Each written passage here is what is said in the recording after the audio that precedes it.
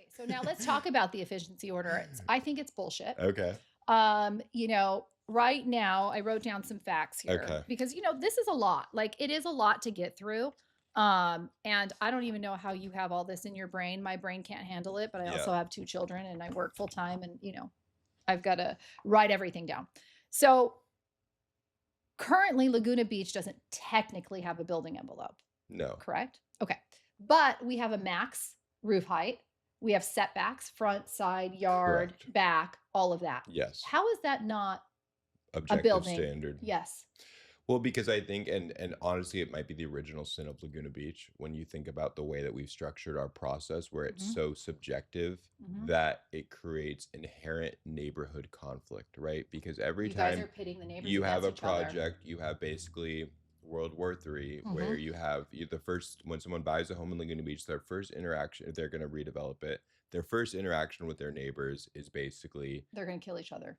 and hopefully no one kills each other, but figuratively, Yeah, right? And it's not a good process because it lacks predictability. Where I've always which found drives the values of properties up, here in Laguna. yeah. No, people don't want to buy here anymore. Oh yeah, but it drives the values of completed properties up because of Yes. the opportunity Yes. cost associated. So it Yeah. it does actually drive up housing Right, values, but but it does not. Yeah. how many homes are actually completed in Laguna? The process is Yeah. broken. They're not completed. They're all falling apart. Everybody doesn't want to come here and Well, deal and with the the system. best part is like the homes where there's some really weird part of it, like just like the way, and sorry, I don't know if I turned off No, the you mic. didn't. Okay. Where there's like some random part that the design makes zero sense. And it's like, well, how did this happen? It's like, oh, from design review. Because there was someone who looked at the plans and came. And so I agree that if we were to start this community over from scratch, I think we should have come up with a better way to have an objective standard of how we can measure a lot of these things. The fundamental issue with Laguna that I think is very complicated, where it's not like CDM where you can have a clear where it would be if there's not an easy solution here because you have view issues where the topography is based on, your property value is based on views, Okay, and we but have why does everyone have this mentality of I got here first that's and my view is protected? That's that's bullshit. that's been the precedent here, and I think Do that you agree with it? I like fairness, and so I think that So, if there was a way fairness, to objectively measure views, which I actually think there is a way to do that, there's where absolutely no you could way. designate primary views and No. secondary views and have some form of protection. But I think this whole idea of basically you're breaking down the precedent of all these other people have had to follow these rules. Mhm. And so the idea that we tomorrow would just say there's no more view equity, I think that would be a big problem. It's not a problem because there's things called property rights. Yeah. And, this is going to sound very brash, but if you want a guaranteed view of the You need to ocean, go be beachfront. go be beachfront because at the end of the day, it's that mentality of I've got mine and you can't have yours Yeah. now. And I don't agree with that. And it's illegal. It's an objective, it's not an objective standard, it's subjective. And the city got sued. Yeah. $2.8 million Pearl Street. We're not going to talk about it. No, I I know can that you I can can't. I can talk about Pearl Street because that's Okay. done. I can't talk about Awesome. So ongoing let's use Pearl litigation. Street Okay, as an go ahead. Let's example. talk about that. So Pearl Street, we won our lawsuit. Yeah. By the way, the city spent, I think, 5 years litigating that. So that was a waste And of I was tax. not on the council, by the way, when that decision was made. No, you were not. The city wasted taxpayer dollars defending themselves, right? Peter Blake was on the council. Peter Yeah, Blake and he said, was right. yeah, he was right. But Bob Whalen and Sue, Tony Eisman, they wanted to protect Tanya, the neighbor, who was a friend of Tony Eisman's. And it ended up costing the city money. And the view that they were supposedly losing was a view that we gave to Tanya. There was an old tree there. And when we moved in, Okay. Tanya said, can you do me a favor? Will you trim this tree for us? By the way, it was like a tiny little skyline view. Okay. And I said, hey, Chris, this is a trap. I said, if we're going to do this for this neighbor, she needs to sign a paper saying that when, not if, when we develop our property, she's not going to say that she's losing the view that we gave her. That was smart. Well, she did sign it. Okay. And Tony Eisman, Bob Whalen, and Sue still didn't think it was fair. Okay. By the way, if you look at the where that property is located, the entire 3 sides around that property is all 2-story max lot coverage 'Cause it's like an R2 zone, right? It's Yeah. a yeah. Yeah.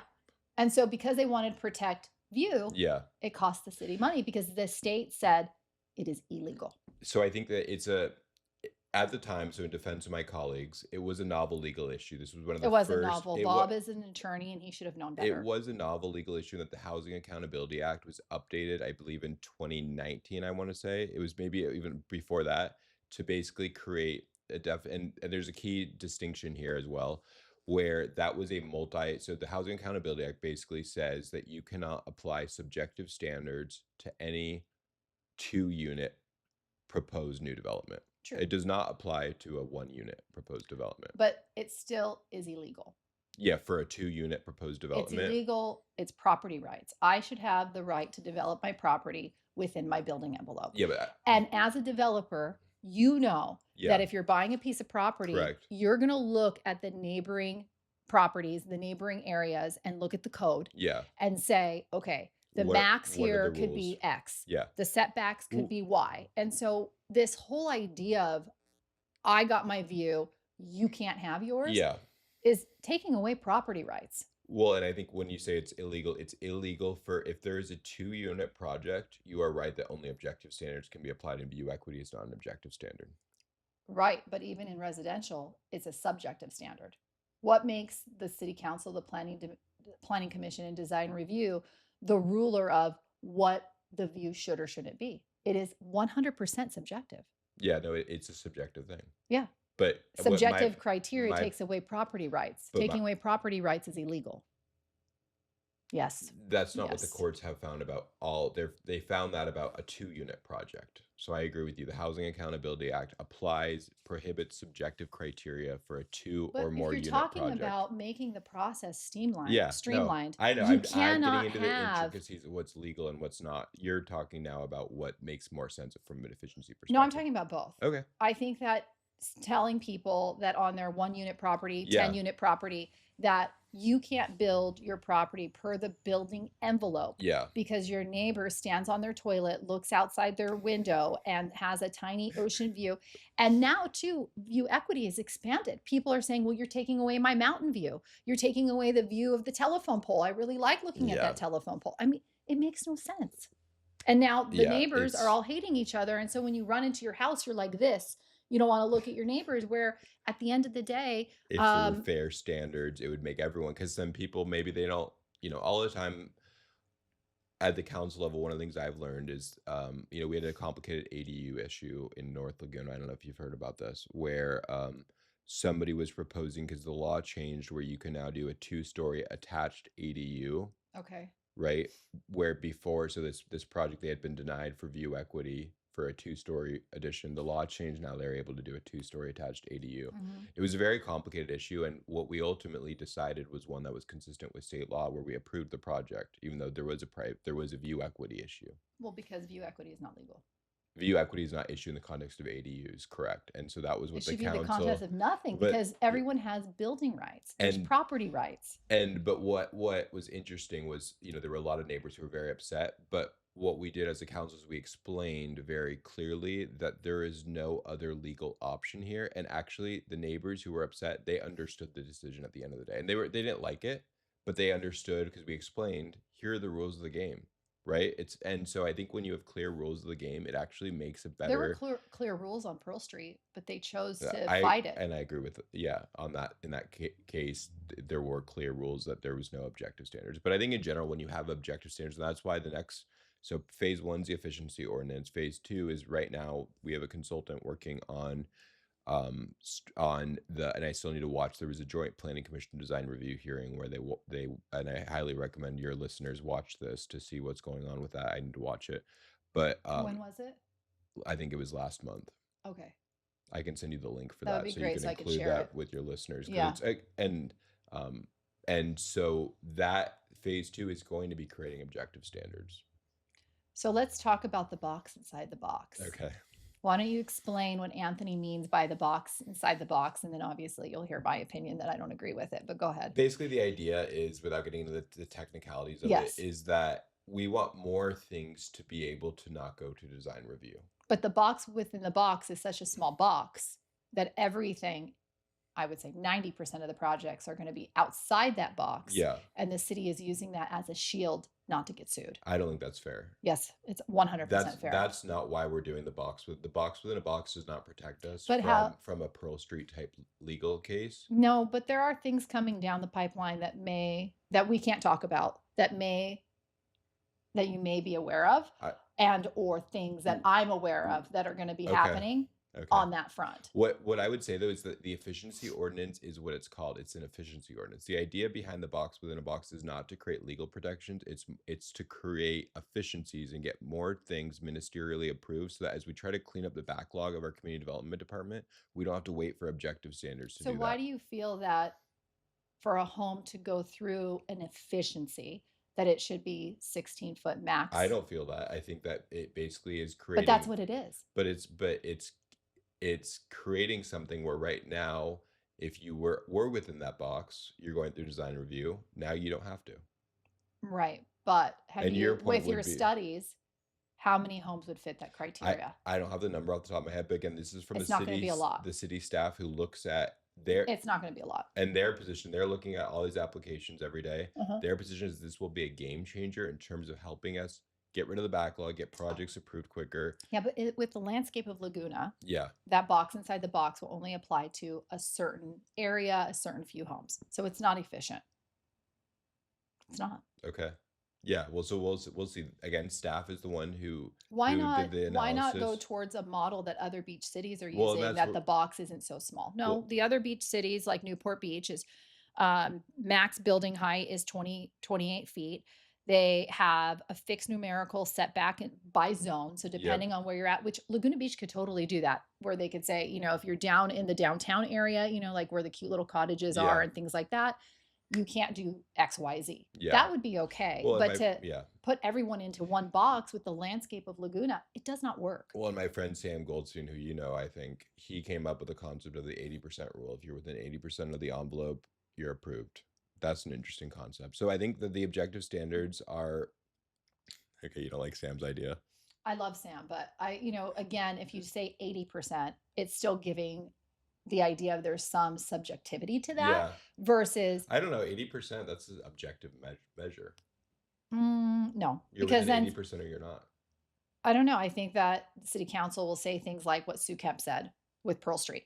Well, I feel like there's a way that we can make this smaller and make everyone happy. Well, it was lopping off the entire second story unit. Like, you can't make everyone happy. And again, I'm a firm believer in property rights and the whole idea of I got my view first, you're not allowed to develop your property, to me doesn't sit well. I think it's completely illegal. Yeah. And I think it Well, empowers the residents to pit themselves against each other. yeah. I And had an architect on that said, in Emerald Bay, if the neighbors have issue with view and other things, as long as it fits inside their ordinance, the neighbors have to work it out. And that really does protect Emerald Bay from getting involved in litigation. yeah.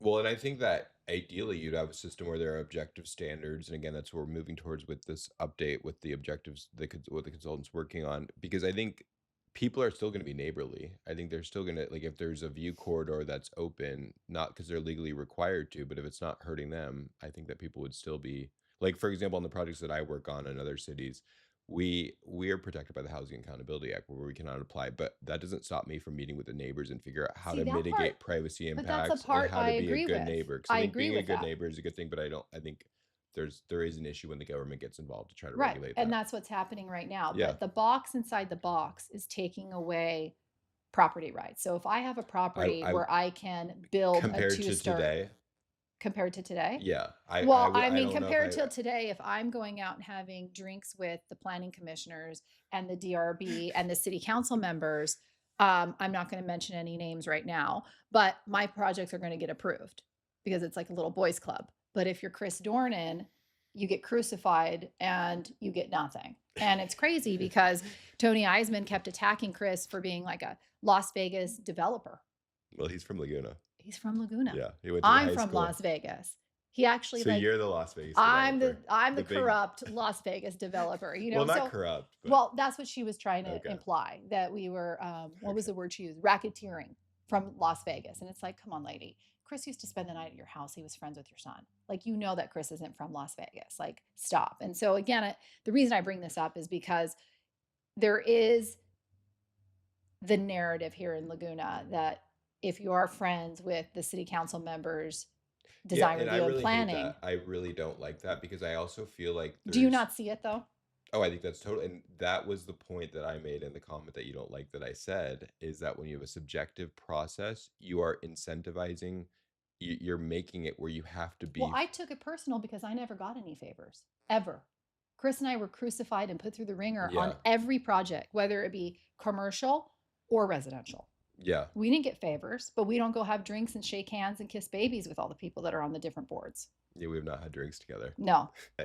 Anyway, so yeah, I mean, I think in general, and I also don't like the idea that you should have to be like born and raised in Laguna Beach to do a I don't like project that here. either. So I think that's how do very you think elitist the and very it like, and I was is? born and raised here, but I don't Yeah. think that that makes me someone who should be given special treatment if I were to go through the process. I think that's not fair. I think you should have clear rules. If you meet the rules, you're approved. If not, it doesn't matter who you are or if you're, where you were born or your socioeconomic So where are status. you guys getting with the efficiency ordinance, the 16-foot max roof line? Where are you getting that from? That's a good question. I don't have the specific answer right in off the top of my head. But what's the idea behind I it think the idea other than behind just it is making that these are everything single is story? that they analyzed all the projects that went through design review and the ones where there really was Who analyzed? staff and there was no issues with those types of projects. So why should they have to go through design review whenever you go through design review that requires noticing, it requires a staff report that takes staff time.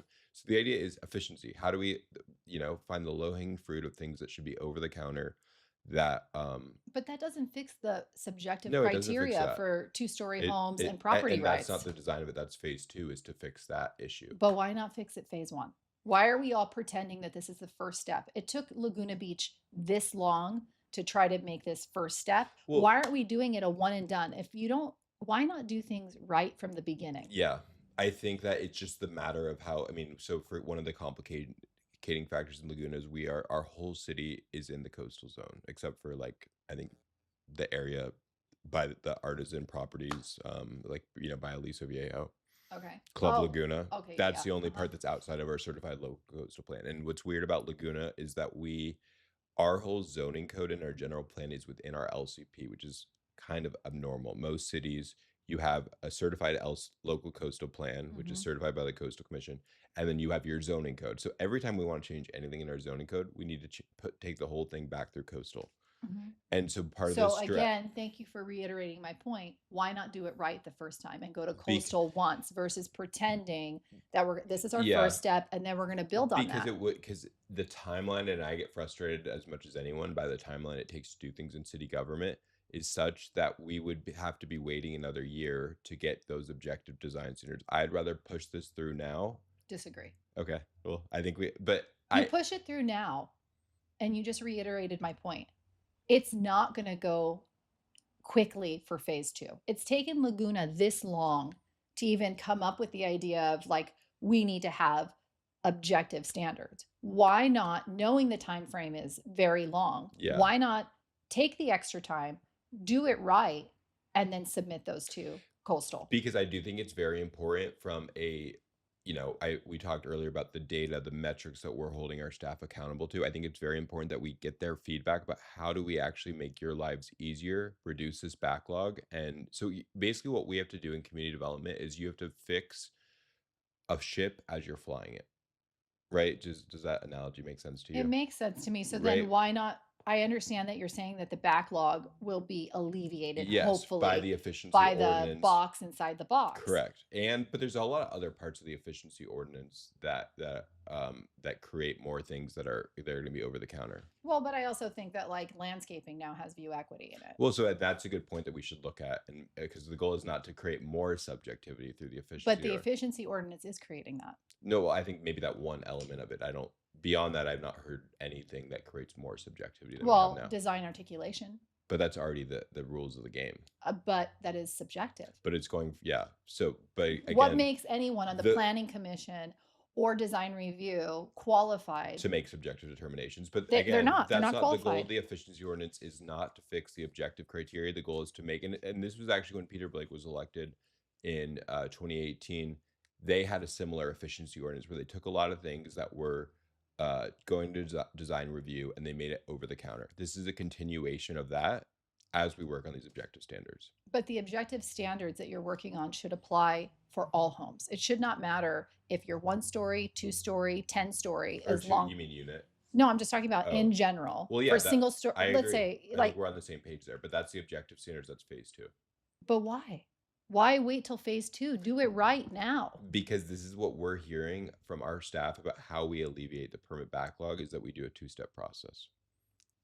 And I don't think that that's the right way, the right Okay. approach. I mean, at the end of the day, the way we run our company is we do things right from the beginning. We don't say, oh, let's take this baby step, waste a year, Yeah. and then now let's go back and revisit Yeah, it. and if this were the private sector, I would agree with you. I think it just we are within the constraints of government, and this is But that's my point. You're within this constraints of government. Do yeah, it right from the yeah. I first hear what time. you're I saying. mean, Laguna Beach hasn't had anything like this yet.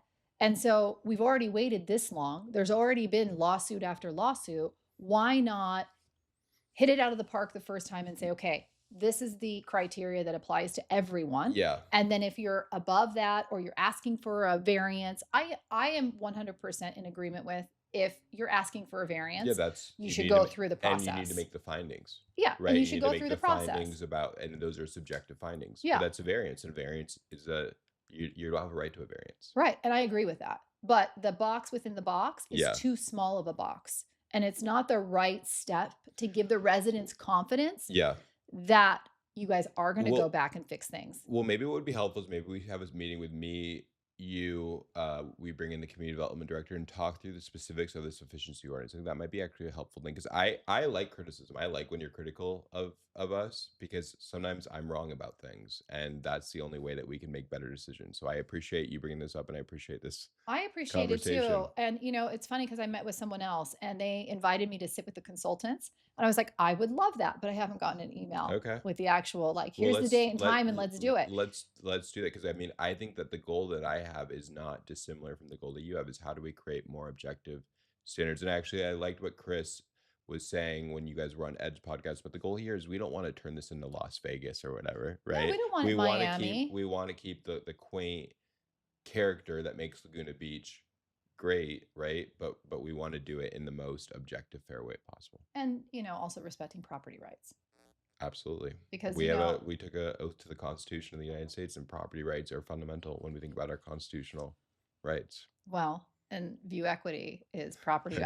rights. So, but anyway, we won't we Okay. won't continue to circle that drain. I would love to be a part of breaking down the efficiency ordinance and talking about what the neighboring cities are doing that actually is Yeah. successful. But I think would you agree though that if there are if it because I think my argument is not this is going to solve all the problems, but my argument is that this is going to create efficiencies that help us clear the backlog, that help us get to the objective standards. Yes, as long as that first step is fair for everyone, Okay. not just everybody that has a cute little cottage. I Yeah. had a cute little cottage. I needed to expand it for my family. Yeah. And the way you guys are writing the code, and by the way, I wasn't asking for a massive expansion. I think I was asking for a bedroom with a little tiny nursery, which was the Okay. size of a closet that I was going to throw a crib in, right? Okay. And I was in a really cute neighborhood. My design was very cottage, but someone thought that it was too big. They called it a mansion. And it's like, okay, that is subjective. Was that going to go up to a second story? Or was that going to be within this? Yeah. Oh, it was. Yeah, it Okay. was a second story. Okay. And it didn't block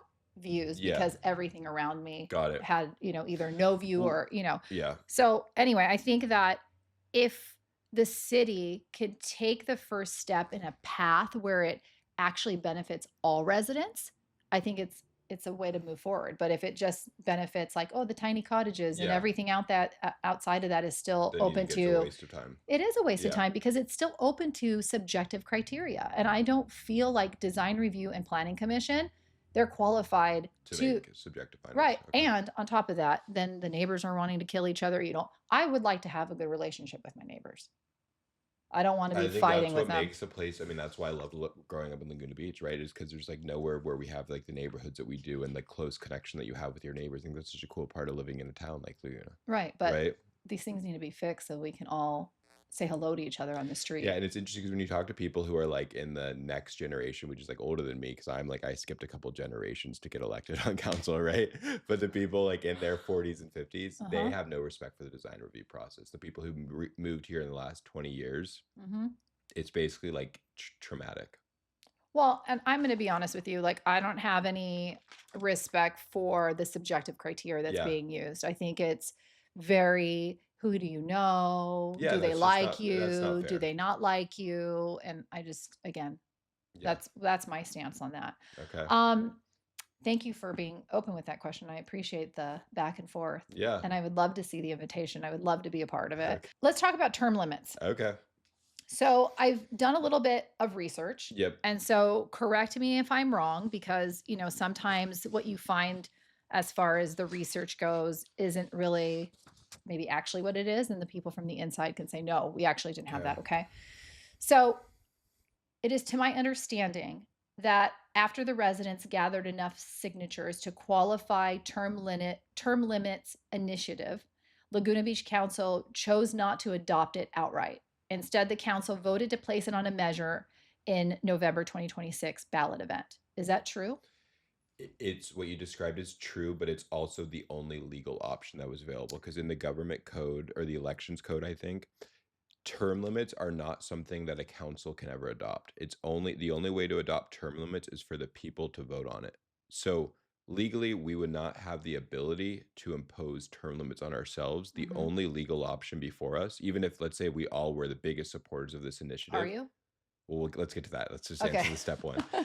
Let's say all five of us, this was the greatest thing since sliced bread. The only option available to us was to put it on the voter for the voters in November. Okay, so under California Election Code 9215, the council had a clear statutory authority to adopt initiative outright and immediately without Incorrect. public vote. That Laguna Beach instead chose to place it on the November 2026 ballot. You're saying that is incorrect. So what you're referencing is an Hmm. elections code related to like a referendum. So let's say that we do a referendum. I do a referendum saying I want to create I want to make every building in Laguna Beach the color blue. Hmm. Okay, right? That would be an objective criteria. Yeah. But I'm okay. That's just an example. The elections code you reference, that would apply there, where the council, when you get the signatures, it goes to the council has the ability to adopt it, or they have the ability to put it to the voters. Hmm. Term limits are totally don't fall within that elections code provision that you just cited, because the very idea of term limits is that it has to come from the people. So the elections code does not provide. So what you're saying is they got enough signatures to say, now take this back out to the people. Correct. It would not, in theory, the council could have, we would have had the ability to go and put this to the voters without the signatures, right? But that didn't happen.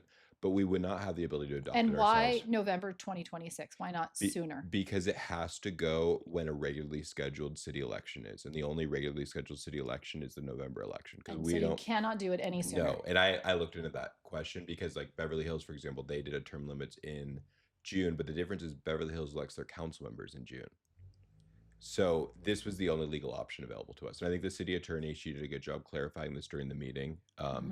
But yeah, this was the only legal Okay, option. so since that was the only legal option, now I'm going to dive into That was the what, easy part of the question. yeah, was city council backing this or are they kind of opposed to this? And I know you will probably only speak for yourself, Yeah. but During the discussion, nobody actually made any substantive comments about whether they are for it or against it. I think in general, I mean, term limits are it's a complicated issue. I think at the national level, I've become increasingly in favor of term limits because I think the idea of we have all these politicians who all they care about is reelection. They don't care about actually solving problems. That's why our national debt is what it is. That's why we have just so much infighting and like no collaboration to solve like the big problems that this country is facing. agree. So, but then at the local level, so I think if we were in a lot of cities, what happens is that when you are an incumbent, you automatically win re-election. You can win re-election till like the day that you die, essentially. There's some people that have been on there for a while. People don't pay attention. Laguna Beach, every election, I believe in the last four elections, an incumbent has lost. Right, but there right? are So there are some people that are well, the incumbent that has lost, let's talk about who those are. Peter okay, Blake. so let's start like 2024, Okay, right? listen, I just recently got pissed off and started this. Yeah, So prior to that, I haven't really been paying attention to yeah, like all of the facts and the political yeah. stuff. I'm busy. But now I'm you're working. getting into it. Now So I'm getting now, into it. okay, So I love having this yeah. discussion with you. So let's So start with George lost in 2024. He was an incumbent. He lost to Hallie, who was a newcomer. Peter lost in 2022. Um, you know, but what do they have in common? Peter and George. Politically, they're on opposite sides. But what do they have in common? I don't know. Yes, you do. What do they have in common? Hmm. I don't know. You tell me. What do you think they have in common? I don't. How are they different from Bob Whalen, Sue Kemp, who have been on there many terms and been reelected? Well, I think maybe they're less electable by definition. By definition, meaning that That they're they weren't. outspoken. Well, they weren't elected. Well, no, I'll tell you what I think they have in Okay. common. What I think they have in common is that they're not professional politicians, where whatever comes to mind, they say it. They don't go, you know, how do I nicely put this? They're loud and they're not politically correct Do with people what they want say. loud? Like, I feel like one of the things that I hear about a lot is that people are sick of the incivility in politics. What they want are people who disagree, like we're disagreeing right now Yeah, on certain issues, but they want professionalism. They want people who are where it's not like a reality TV show at city council chambers. agree. But I don't think that's why they didn't get Okay. reelected. I think they didn't get reelected because they're not afraid to tell everyone what they're thinking. And at the end of the day, I feel like we need people who aren't professional Yeah. politicians, Okay. people who are not making decisions based upon reelection. Because let's face it, this is a small town and, it is a lot of work. You guys do put in a lot of work. I mean, I wouldn't want, to do this what is it, every Tuesday? Yeah. Every Every other two. Tuesday. Yeah, so I get it and I appreciate that people run because they're trying to make a difference. Yes. But let's face it, this is Laguna Beach. I think the population is like what, 22,000 Yeah. Something people. like that. It's not a very big city. No. And so, other than ego and power, some people have been on the board for way too long. And the people that are not getting reelected are the people who are what I call loud.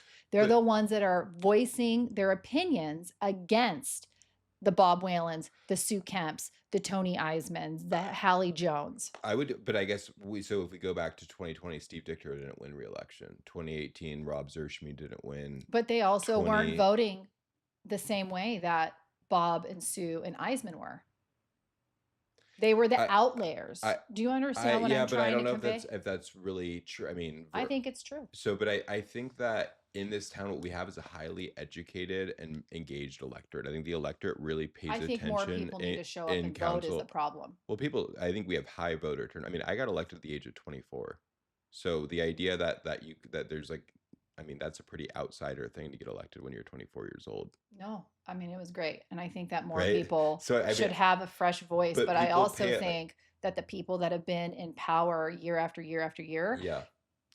But like, so for example, Bob Whalen, he is a very effective council member at the water board. For example, we had a meeting the other night.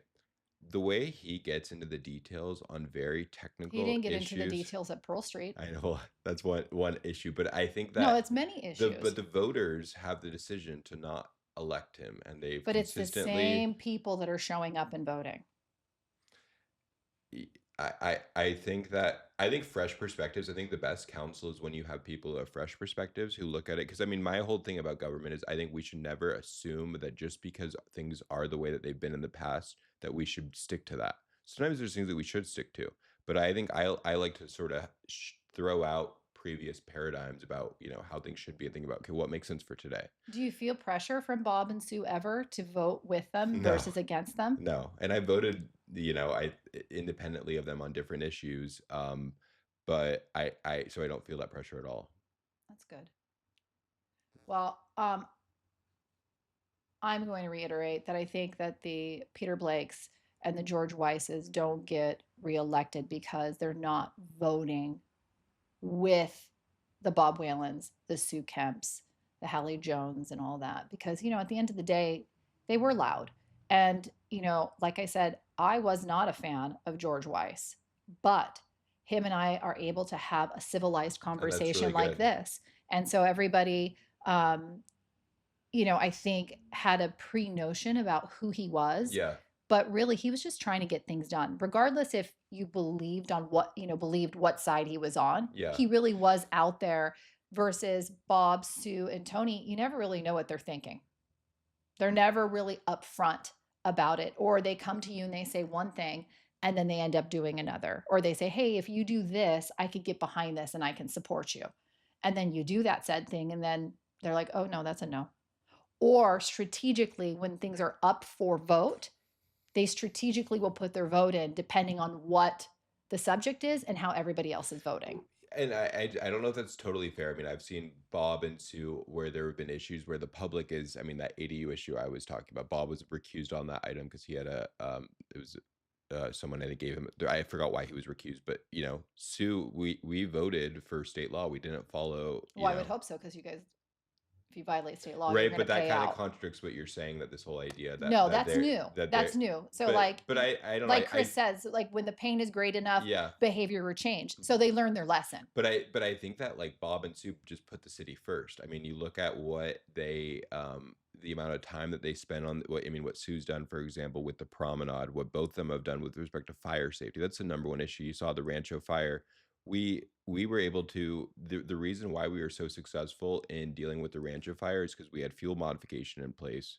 We invested in helipods where we had water ready to go. We had a water system that's literally I designed am to deal sure with that fires. the That knowledge that they have and the things that they've done over the years, But there that's are kept some but things that's that have. kept our town safer. Like, objectively, the work that uh, Bob and Sue did on the wildfire report, that has kept our town safer, and that is the number one issue in local I can't government, argue that because I don't know right? enough about it, and I appreciate you saying that because on this discussion, I don't want to always talk about the negative. I want to Yeah, talk about the positive things that everybody is doing. yeah, But through my experience, through the Planning Commission and DRB and design review, where things have been taken to council when it comes to commercial yeah, building or residential homes, they side with the people who they're having dinner with. They side with the people who they know. They don't side with law. And it's proven because the city has been sued and the city has been paid out.